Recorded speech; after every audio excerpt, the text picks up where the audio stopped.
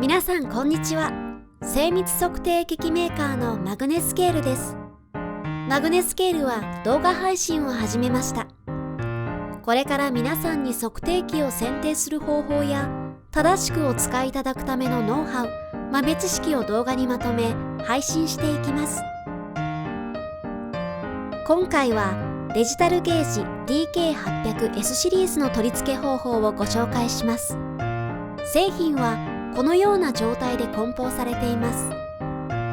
では中身を開けて確認してみましょう。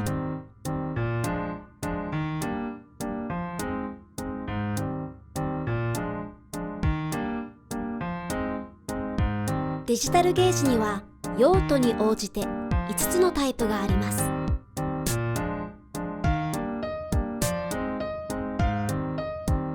ではまず付属品を確認していきましょう。5つのタイプによって付属品が異なります。デジタルゲージには精度表とトレーサビリティタイケースが必ず同梱されています。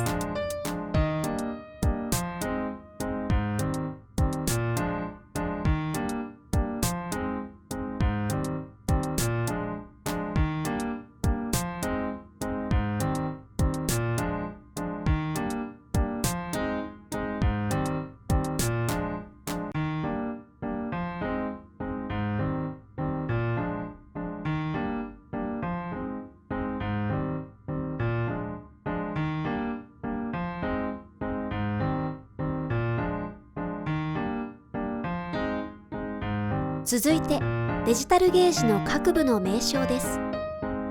取り付けの時は必ずステム部分を保持してください。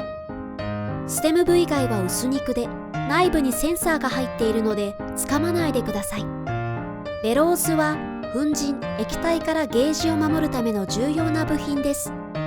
滑らかな収動をさせるため柔らかい素材でできていますので取り扱いに十分注意してください。ではこれから今更聞けないデジタルゲージの正しい取り付け方実践編です。マグネスケールのデジタルゲージの取り付け方法は大きく分けて2つあります。今回はすり割り形状のホルダーを使った取り付けをご紹介します。この動画の通りに取り付けていただくとゲージ本来の性能が発揮でき故障を未然に防ぐことができます。ステム部分を保持するためのホルダーです。このようなすり割り形状を推奨しています。こちら側まですり割りを入れることで応力が分散するので均一な力で固定できます。ベアリング部分にストレスを与えずにスムーズな収動を維持します。押しネジを使わないでください。すり割り形状を推奨します。トルクドライバーをご用意ください。規定値の 0.6 ニュートンメートルにセットしてください。今回は 12mm のストレートタイプを使います。それでは実際に取り付けてみましょう。取り付け穴に上からゲージをゆっくり差し込んでください。この時にベローズを傷つけないように注意してください。一旦仮止めをします。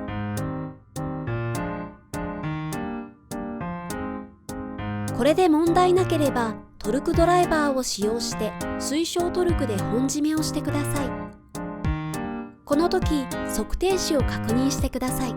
緩みがある場合は付属のスパナで押さえて指で締めてください。それでは実際に動作確認をしてみましょう。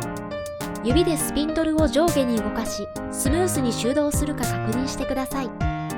お使いの機器に接続しフルストローク動かして測定が正常に行えることを確認してください。これでゲージの取り付けが終了しました。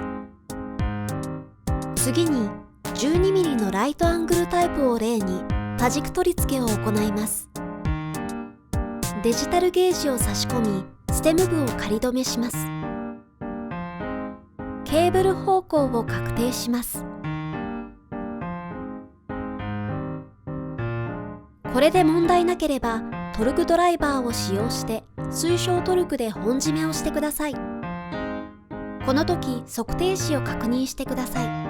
緩みがある場合は付属のスパナで押さえて指で締めてください。本締めをした後にゲージ本体を回さないでください。本締めをした後にケーブル出し方向を変えないでください。ケーブル出し方向を変更する際は締め付けを緩めてから変更します。ケーブル出し方向に気をつけながら同様に他のゲージも取り付けます。ゲージの取り付けが完了したらケーブルをまとめます。ケーブルを引っ張らないようにしてください。ケーブルをまとめる際は曲げ半径 50mm 以上にしてください。